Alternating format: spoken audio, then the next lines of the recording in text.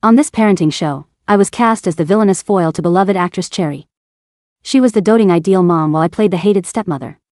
After slow cooking porridge all night, my 5-year-old stepson Matthew slapped it away, scalding my hand. He accused me of poisoning him, then gleefully took Cherry's fast food. As viewers praised her, he smiled sweetly and called her Mama Cherry. Online, I was told to leave. I looked at my blistered hand and laughed coldly. I would pay the penalty, divorce, and walk away. But as I turned to quit, a panicked voice screamed in my head. The old witch is mad. Her food is the best. Who will cover my ears in storms or carry me? Do not go. I froze. Matthew still puffed his chest, silently demanding attention.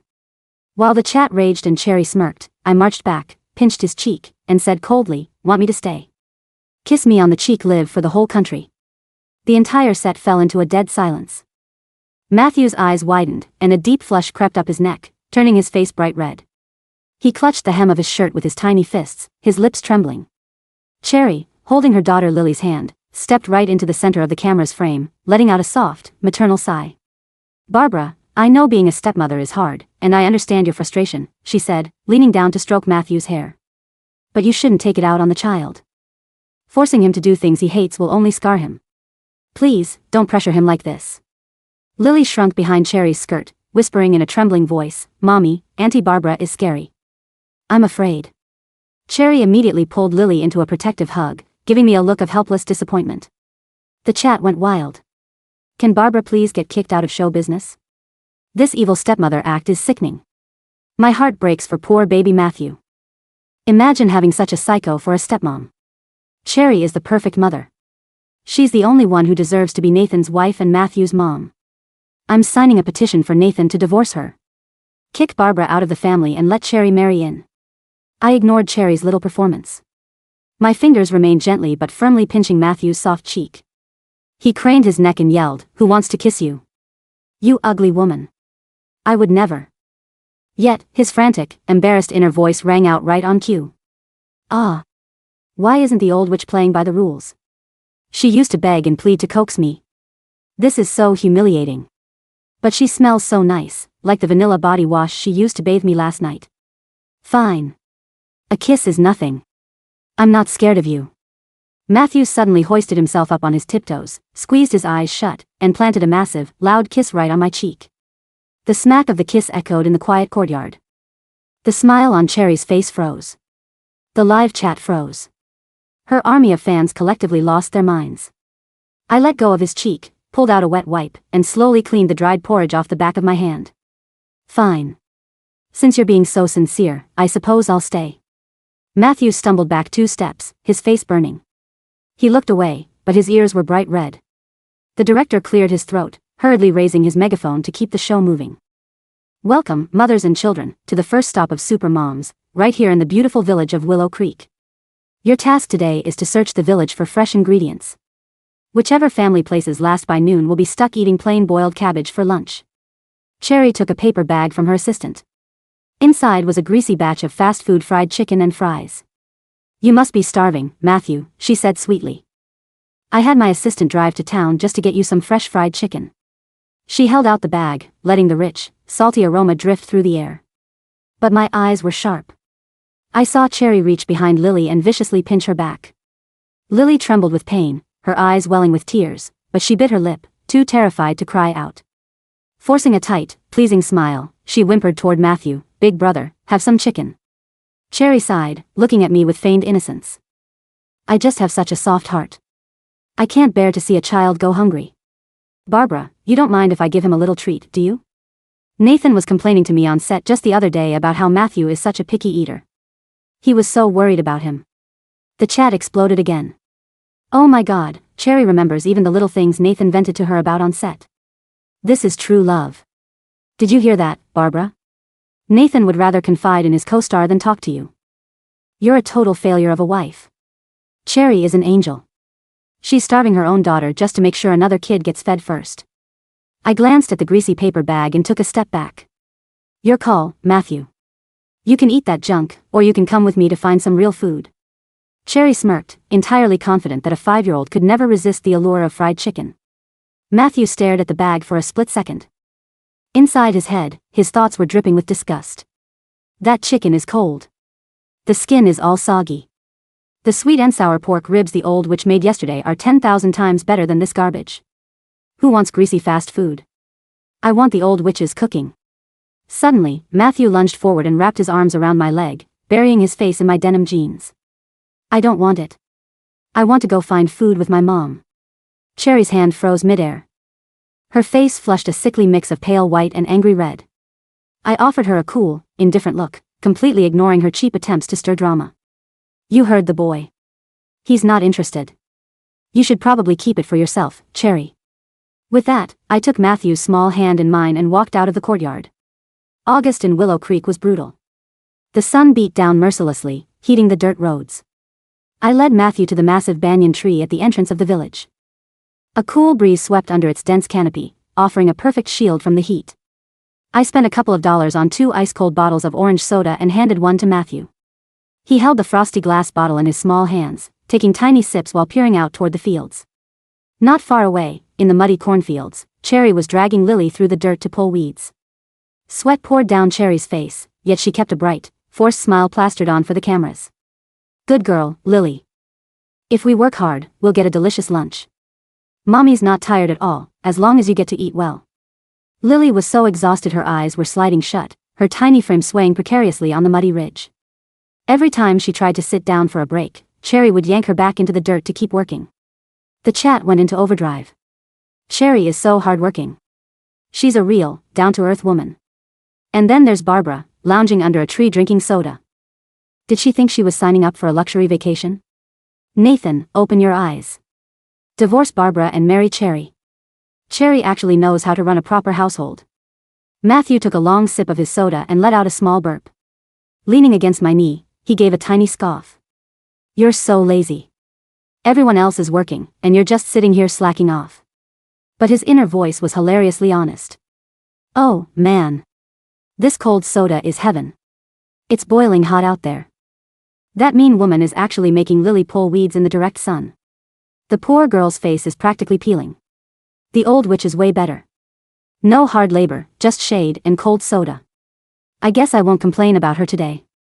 Ignoring his little attitude, I looked over at the stone table under the tree.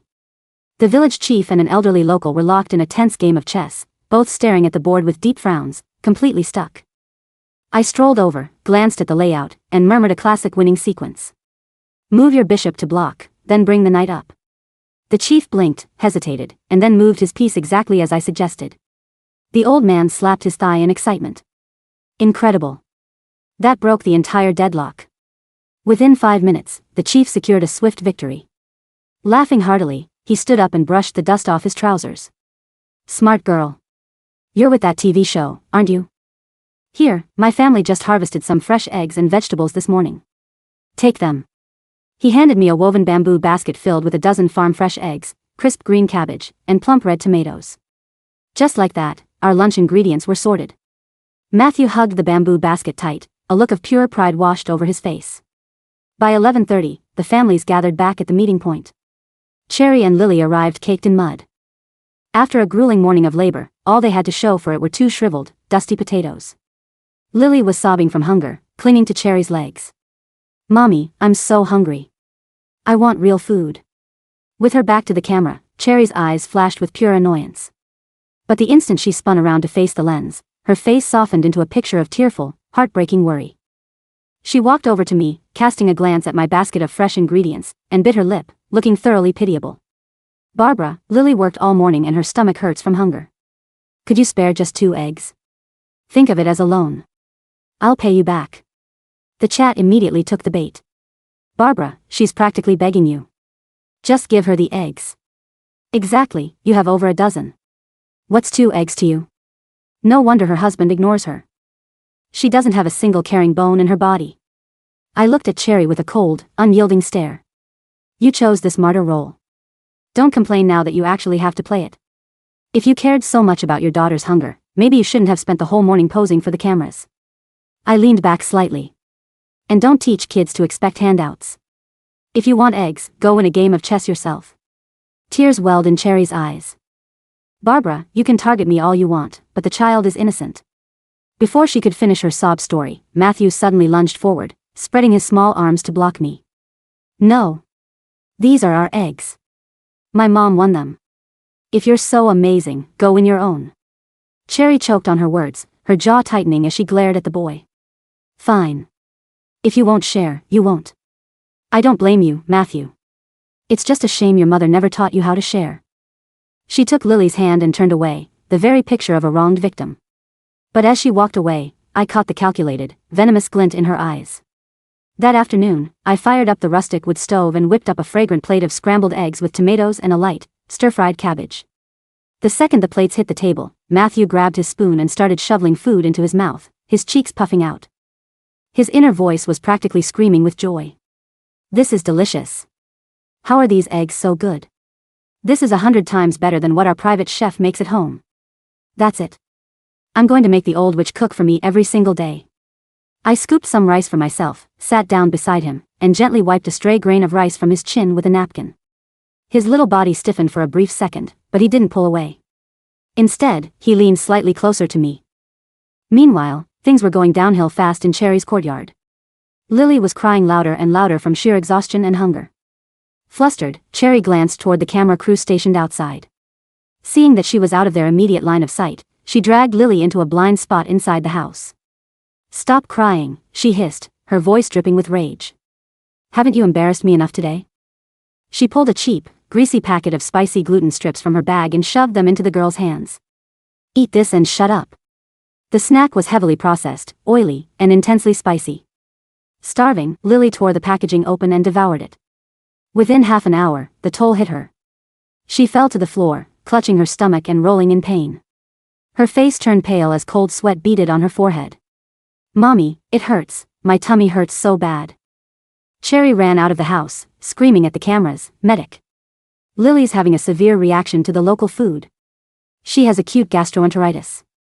The show's medical team rushed over. Suddenly, Cherry ran over to my courtyard, throwing herself onto her knees right at my gate, sobbing hysterically. Barbara, I beg of you. Lily's stomach is cramping from the local food, and the doctor says she needs warm broth to settle it. All I have are cold potatoes. Can you spare just one bowl of hot soup? I'll get down on my knees and beg. The second she dropped to her knees, the live chat exploded with venom targeted entirely at me. Barbara, are you even human? Cherry is literally on her knees begging you. Barbara is a monster. Nathan must have been blind to marry her. Ban Barbara. Get this toxic woman off our screens. I walked to the gate holding my bowl, looking down at Cherry. A reaction to the local food? I walked right past her to check on Lily. As soon as I got close, a pungent smell of artificial flavorings and heavy chili oil hit my nose. I turned back to Cherry. A 5-year-old child got severe stomach spasms from eating cheap, greasy, spicy junk food on an empty stomach, and you're blaming the local weather? Cherry's face went pale, her eyes darting around. What are you talking about? I would never feed her trash like that. Just then, the camera panned down. Peeking right out of Cherry's pocket was a crumpled plastic wrapper stained with bright red chili oil. The chat froze for a long second. Wait, what's that in Cherry's pocket? Is that actually a spicy snack wrapper? Feeding a 5-year-old spicy junk food on an empty stomach? No wonder the poor kid is having spasms. The show rules strictly forbade bringing outside snacks into the village. The production crew's expressions turned grim. The director immediately barked into his walkie-talkie, Cherry, please empty your pockets. You are in direct violation of the rules. Cherry clutched her pocket, her face completely drained of color, unable to utter a single word. The director announced on the spot, Cherry's team has violated the rules, resulting in a child falling ill. Her food privileges for tonight are officially revoked. That evening, while the other families enjoyed piping hot meals, Cherry was stuck chewing on cold, dry bread. Night fell over Willow Creek, thick and silent. Cherry stood in her yard, glaring at the warm glow coming from my cabin windows, her face twisted with resentment. She clenched her fists, her nails digging deep into her palms. Barbara, since you want to humiliate me, I'll use that little brat to utterly ruin you. The next morning, the mountain mist was still heavy in the air. I stepped out of the cabin with a basin of fresh water and immediately sensed that something was off. Matthew, who had finally started warming up to me, was acting incredibly strange. He was huddled in the corner by the door. When I reached out to lead him to the wash basin, he suddenly shivered violently and recoiled, pushing himself against the wall. Don't touch me, he shrieked, his voice cracking with tears. I frowned, slowly retracting my hand. Following his terrified gaze, I spotted Cherry standing under a nearby tree. It turned out that while I was fetching water, she had slipped over to whisper poison into his ear. Your dad is planning to divorce her and marry me. I'm going to be your real mom soon. Barbara is about to get kicked out of the family. Matthew had grown up without a mother, and his deepest, darkest fear was abandonment. Those words shattered his fragile defenses completely. Get away from me. He sobbed, screaming at me. I hate you. Just leave. Seeing this, Cherry rushed forward, pulling him into her arms and looking at me with a face full of sorrow. Barbara, a forced relationship never brings happiness. The boy is terrified of you. What on earth did you do to him? She raised her voice, making absolutely sure the cameras captured every word. Even if you're frustrated, you can't go abusing a child. The word abuse instantly escalated the situation. The assistant director marched over, holding a megaphone. Barbara, given Matthew's current state, we must ask you to make a public apology. Otherwise, we cannot continue filming. His statement put a target on my back. The live chat erupted in absolute fury. It's confirmed. Nathan really is divorcing her. Even the kid knows. The little heir really told her to scram. Get Barbara out of the industry. This is child abuse. Call the police. I stood my ground, watching the crew and onlookers crowd around, pointing and whispering. But right then, a faint, trembling sob echoed inside my head. I didn't mean to yell so loud. It's all my fault. If I hadn't lost my temper, the director wouldn't be forcing the old witch to apologize. Everyone is yelling at her. She must be so sad right now. I didn't want them to yell at her. Sensing an opportunity to crush me once and for all, Cherry decided to push her luck. Under the cover of her sleeve, she gave Lily's thigh a vicious pinch. Lily let out a sharp cry and broke into loud wails. Cherry seized the moment, pointing a finger directly at my face. Barbara. Your behavior has terrified even Lily to tears. You don't deserve to be a mother. Then, Cherry spun around and squatted in front of Matthew. She stared into the eyes of the trembling 5-year-old, delivering her final, devastating blow right in front of the live cameras. Matthew, you're a smart boy. Your dad doesn't want her anymore.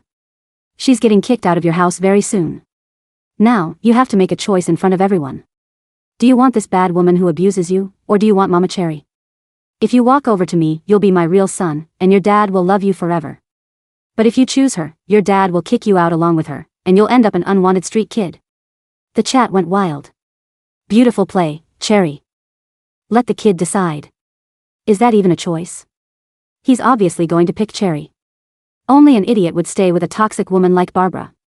Matthew stood frozen, shaking, tears streaming down his face like broken pearls. He bit his trembling, pale lower lip, his tiny hands desperately twisting his shirt. His inner thoughts, a chaotic storm of fear and pain, rushed into my head like a tidal wave. Is Dad really going to throw her out? If I choose the old witch, will I drag her down with me? Will we both get thrown onto the streets? The old witch is so high maintenance. She doesn't know how to do chores, and she loves pretty things. If she goes broke, she won't even be able to afford her designer bags. What if I pretend to choose the mean woman, so the old witch doesn't get dragged down because of me? But she's standing there all by herself. Even the director is bullying her. If I abandon her too and walk over to this bad woman, she'll really become the laughingstock of the whole country. Yesterday, just to get me some eggs, she stood under the blazing sun watching those old men play chess. How can I just leave her? Old witch, you're usually so good at yelling at people. Why aren't you yelling at me now? Just come over and grab my hand. If you do, I won't even eat meat anymore. I'll go beg on the streets with you, okay? He sobbed, his face bright red, his small body torn apart by the weight of the decision. On one side was his absolute terror of the future, on the other was his fierce, clumsy instinct to protect me and keep me from facing the world's malice alone. Hearing his frantic, desperate thoughts, my chest tightened, and a sudden wave of warmth rushed through me. Cherry looked at the hesitating boy, a trace of impatience flickering in her eyes. But she quickly masked it, her lips curving into a smug, victorious smile. Come on, Matthew. Tell everyone. Who do you choose? The silence in the courtyard was heavy, broken only by the distant hum of the filming equipment and the soft rustle of the leaves overhead.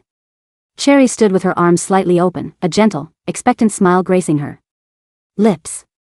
To the millions of viewers watching the live stream, she looked like a Savior, a warm, maternal harbor for a child supposedly neglected and abused by his cold-hearted stepmother. Come on, Matthew, Cherry coaxed, her voice soft. Don't be afraid. No one can hurt you here. Just walk over to me. Matthew's small body shook. He kept his eyes glued to the dirt road, his knuckles turning white as he clutched the hem of his faded shirt. Inside his head, the chaotic storm of his thoughts was loud, echoing clearly in my mind. Is Dad really going to throw her out? If I choose the old witch, will I drag her down with me? Will we both get thrown onto the streets? The old witch is so high maintenance. She doesn't even know how to do chores. And she loves pretty things. If she goes broke, she won't even be able to afford her designer bags. What if I pretend to choose the mean woman, so the old witch doesn't get dragged down because of me? But she's standing there all by herself. Even the director is bullying her. If I abandon her too and walk over to this bad woman, she'll really become the laughingstock of the whole country. Yesterday, just to get me some eggs, she stood under the blazing sun watching those old men play chess. How can I just leave her? Old witch, you're usually so good at yelling at people. Why aren't you yelling at me now? Just come over and grab my hand. If you do, I won't even eat meat anymore. I'll go beg on the streets with you, okay? Listening to his frantic, childish logic, the tightness in my chest dissolved into a strange, quiet warmth. This little boy, who had spent the last year throwing tantrums and calling me an interloper, was currently calculating how many of his favorite meals he would have to give up just to make sure I could still buy my designer handbags on the streets. I closed the distance between us. My flat shoes made no sound on the dry earth. Before Cherry could utter another sweet, manipulative word, I reached down, grabbed Matthew by his small, trembling shoulders, and pulled him cleanly behind my legs. The sudden movement startled everyone. Barbara. Cherry gasped, quickly taking a step back as if she feared I might strike her. What are you doing?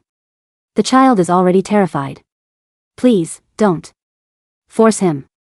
The assistant director, sensing a viral moment, pointed his megaphone at me. Barbara, let the child make his own choice. If you interfere, we will have to suspend your participation immediately. The live chat scrolling on the monitor nearby was a blur of outrage. Look at her.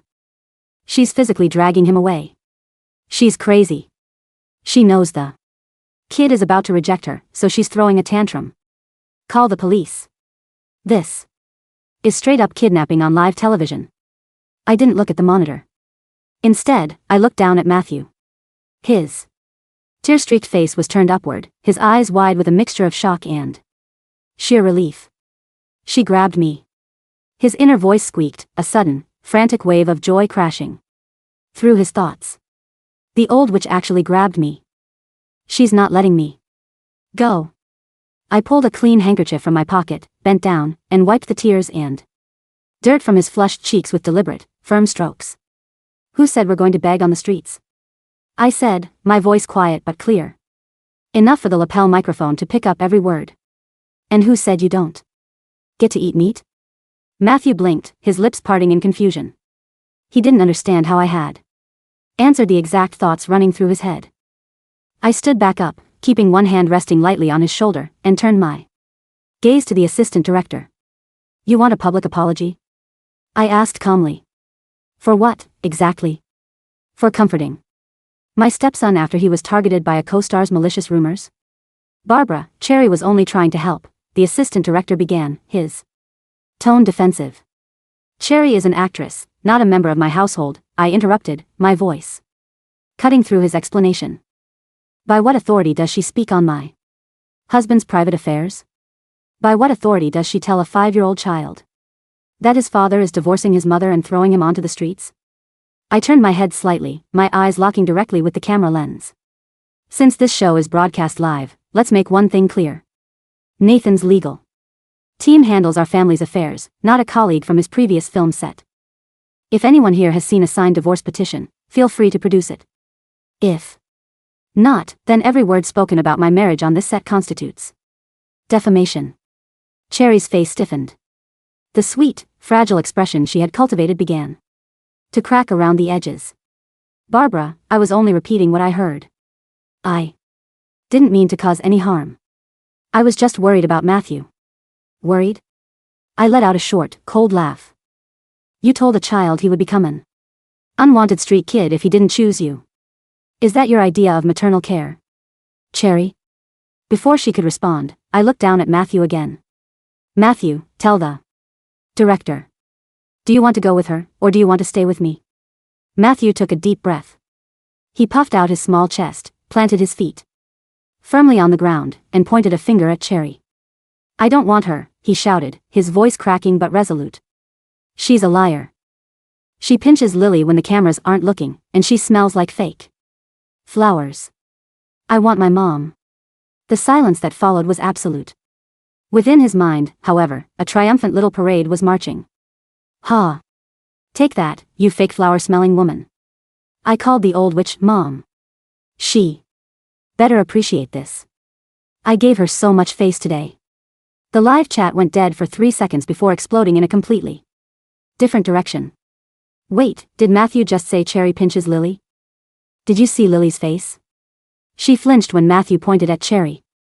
Hold on, let's look at the replays. Is there actual footage of this? Cherry's hands began to tremble. She quickly reached down to grab Lily's shoulder, her fingers tightening. Matthew is just a child, he doesn't know what he's saying. He's probably just repeating what Barbara taught him to say. Lily, I said, ignoring Cherry entirely. I looked at the little girl hiding behind her mother's skirt. Are you hungry? Lily looked up, her eyes red and swollen. She looked at her mother, then at me, and slowly nodded her head. Come over, I said, pulling a small, wrapped honey biscuit from my pocket, one I had picked up from the village chief's house earlier. You can have this. Lily took a step forward, but Cherry immediately yanked her back. Lily doesn't need your charity, Barbara. We have our own food. You mean the cold, dry bread the director gave you as a penalty? I asked, raising an eyebrow. Or the spicy snacks you keep hidden in your bag? Cherry's face flushed a deep, angry purple. The assistant director, realizing the situation was spiraling out of his control, quickly gestured to the camera crew. Cut the feed. Go to a commercial break. Now. The red lights on the cameras went out, but the tension in the courtyard remained thick enough to cut with a knife.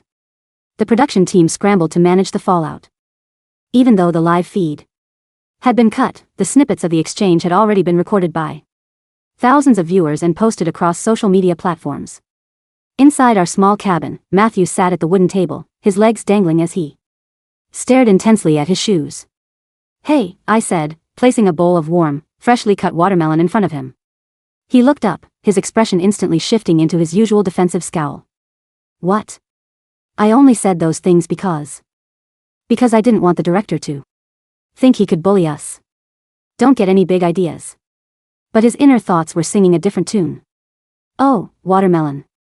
It's cold. She kept it in the well water to cool it down. Is she mad at me? I called her old witch in my head, but she didn't hear that. Right?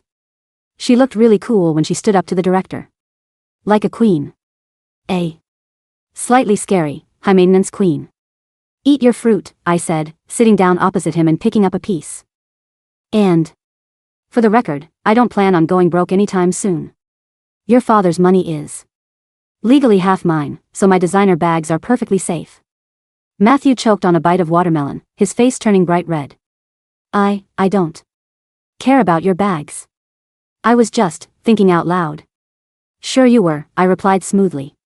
The door to the cabin creaked open, and the main director of the show, Director Zhao, stepped inside. He looked exhausted, his hair disheveled as he rubbed his temples. Barbara, he began, his voice lacking the aggressive edge the assistant director had shown earlier. We have a bit of a situation. The public response to today's broadcast is complicated. Some viewers are demanding we investigate Cherry for child abuse based on what Matthew said. Then investigate her, I said simply.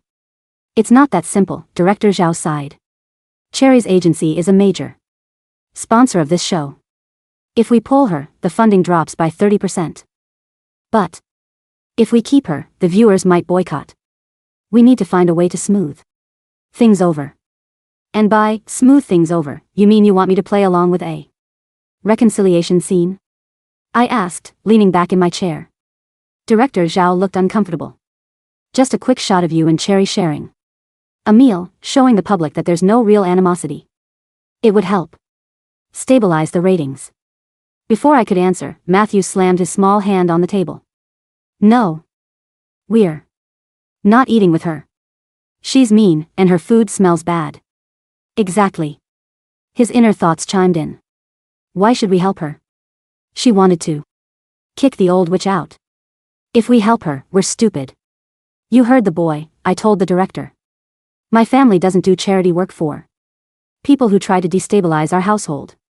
If Cherry's agency wants to pull funding, let them. I'm sure my husband's company wouldn't mind buying out their share of the sponsorship. Director Zhao's eyes widened slightly. He had forgotten, amidst the online vitriol and Cherry's loud branding, that my husband, Nathan, wasn't just an award-winning actor, he was also the majority shareholder of one of the largest entertainment conglomerates in the country. I see, Director Zhao said, his posture instantly straightening. I will discuss this with the executive producers. Please, rest well tonight. We have a joint task tomorrow morning. As the director backed out of the room, Matthew let out a soft snort. Why did you mention Dad? He doesn't even care about this show. He doesn't care about me either, a small, quiet thought slipped through Matthew's mind, heavy with a sadness that didn't match his bratty exterior. He's always working. He only married the old witch because his manager said he needed a stable family image. He probably doesn't even know we're in the mountains. I reached across the table and lightly tapped his forehead with my finger. Ow. What was that for? He complained, rubbing his head. Stop thinking nonsense, I said. Your father is many things, but he isn't blind. Now go wash your face. You have dirt behind your ears. He grumbled, but he got up and shuffled toward the wash basin. As I watched his small figure, I pulled out my phone. There was no signal in this deep mountain valley, but I knew that outside, the storm was already gathering. Nathan wasn't the type to let his family's name be dragged through the mud for cheap television ratings. He was just waiting for the right moment to strike. That night, the weather in Willow Creek turned. Around midnight, a violent thunderstorm rolled over the mountains. Heavy rain lashed against the wooden shutters of the cabin, and the wind howled through the gaps in the logs. Thunder cracked directly overhead, shaking the very foundations of the small house. I woke up to the sound of a soft, rhythmic pattering near my bed. Switching on my phone's flashlight, I saw Matthew standing by the edge of my mattress. He was clutching his small pillow to his chest, his eyes wide and dark. In the dim light. The window in my room is rattling, he whispered, his voice trembling slightly. It's too loud. I can't sleep. But his mind was a chaotic mess of raw fear. The thunder is going to break the roof. It's like the storm when Mom left. She left during a storm like this and never came back. What if the old witch leaves? Tonight too? What if I wake up and she's gone? My heart softened. I pulled back the heavy quilt. Get in. He didn't hesitate. He scrambled up onto the bed, burrowing himself under the warm blanket until only his eyes and the top of his head were visible. I reached over and placed my hands gently over his ears, muffling the sharp cracks of the thunder outside. It's just rain, Matthew, I murmured. The cabin has survived 50 years of these storms. It's not going anywhere, and neither am I. His body, which had been as stiff as a board, gradually relaxed under my touch. Her hands are really warm, his thoughts slowed down, turning soft and drowsy. They don't smell like fake flowers. They smell like pine and clean laundry. Maybe she won't leave. Even if Dad is always gone, she's still here. Within 10 minutes, his breathing evened out, and he fell into a deep, peaceful sleep. I kept my hands over his ears for a little longer, watching his quiet face. For a long time, I had kept my distance from this child, believing that a stepmother should only provide structure and security without overstepping into the territory of a real mother. But hearing his thoughts had made me realize that structure was useless without warmth. He didn't need a perfect parental figure. He just needed someone who wouldn't walk away when the storm got loud. By morning, the storm had passed, leaving behind a thick mist and muddy, slippery roads. The task for the day was announced at 8 o'clock. The families were to help the local villagers clear the debris from the drainage ditches around the terraced fields. It was physical, dirty work, designed to show the relatable, hard-working side of the celebrity mothers. Cherry arrived at the meeting point looking noticeably pale. Her hair was styled perfectly, but the dark circles under her eyes were visible even under her makeup. Lily walked behind her, dragging her feet, her small face devoid of any energy. "Welcome back, viewers," the assistant director announced, the live stream having been restored after a night of intense public relations damage control. "Today, our moms will show their dedication to the community." As soon as the cameras began to roll, Cherry stepped toward me, her face wearing a look of deep, sorrowful humility. "Barbara," she said, her voice trembling slightly, "I want to apologize for yesterday. I was stressed about the kids, and I said some things I shouldn't have. I hope we can work together today for the sake of the village." The chat, which had been highly critical of Cherry overnight, began to waver. "Well, at least she's apologizing publicly. It takes a lot of courage to admit you were wrong on live TV. Let's see if Barbara accepts it, or if she's going to be petty." I looked at Cherry's extended hand. Under her fingernails, I noticed trace amounts of dried mud, unusual for someone who claimed to have spent the night resting in her cabin. "Let's just get the work done," I said, walking past her toward the drainage ditch. Cherry's hand dropped to her side, her eyes flashing with a brief, vicious light, before she turned to the camera with a sigh of helpless resignation. The work was difficult. The mud in the ditches was thick and mixed with sharp stones and fallen branches. I grabbed a wooden shovel and began clearing a section near the main path, while Matthew, determined to prove his usefulness, carried small pieces of wood to the side. "Look at me go." His inner thoughts boasted proudly. "I'm helping. The old witch doesn't even have to lift the heavy stuff. I'm the man of the house today." A few meters away, Cherry was struggling. She kept slipping in the mud, her designer boots completely ruined. Lily was crying quietly, trying to lift a wet branch that was far too heavy for her. "Come on, Lily," Cherry whispered, her voice tight as she leaned down, pretending to help her daughter while blocking the camera's view with her body. "Just lift it. Do you want everyone to think you're useless? Do you want us to lose the contract?" I paused, leaning on my shovel. "Ow. Mommy, that hurts." Lily's silent, terrified thoughts didn't reach my ears. But her physical reaction did. She shivered, her tiny fingers slipping off the branch as she clutched her upper arm. I walked over. "What are you doing?" I asked, my voice cold. Cherry jumped, quickly pulling Lily behind her. "Nothing, Barbara. I'm just teaching my daughter the value of hard work. Unlike some people, we don't expect things to be handed to us." "Lily," I said, ignoring Cherry. "Show me your arm." "Barbara, step back." Cherry hissed, her voice rising to attract the cameras. "Don't touch my daughter." But I was faster. I reached out, gently grabbing Lily's small wrist and pulling her sleeve up. The camera operator, sensing a conflict, rushed over and pointed the lens directly at us. On Lily's pale skin, just below her shoulder, were 3 distinct, purplish bruises shaped like finger pinches. Some were fresh, while others were yellowing, indicating they had been inflicted over several days. The courtyard fell silent. The live chat on the production monitor went into absolute chaos. "Oh my God. Look at those bruises. Those are finger marks. Someone pinched her hard. Is that what Matthew was talking about yesterday? This is abuse. Real, physical abuse." Cherry's face went completely white. She fell. She fell in the muddy fields yesterday. "Lily, tell them you fell." Lily looked at her mother, her small body shaking violently. She wanted to speak, but the sheer terror of her mother's gaze kept her mouth shut. "She didn't fall," I said, my voice quiet but carrying a dangerous edge. "Those are pinch marks. And judging by the angle, they were made by someone standing right next to her, pulling her by the arm." I looked directly at Cherry. "You've been using this child as a prop for your perfect mother brand, and when she doesn't perform up to your standards, you Punish her where the cameras can't see. That's a lie. Cherry screamed, her composure entirely shattering. You're trying to ruin me. You've hated me since the day I was cast on this show. Director. Cut the feed. Cut it. But the director didn't cut the feed this time. The viewer count was climbing at an unprecedented rate, and the evidence of physical harm to a child was too serious to ignore. Suddenly, a loud, deep horn echoed through the valley. 3 large, black SUVs drove down the narrow dirt road of the village, throwing up sprays of muddy water. They stopped directly outside the field, blocking the production crew's vehicles.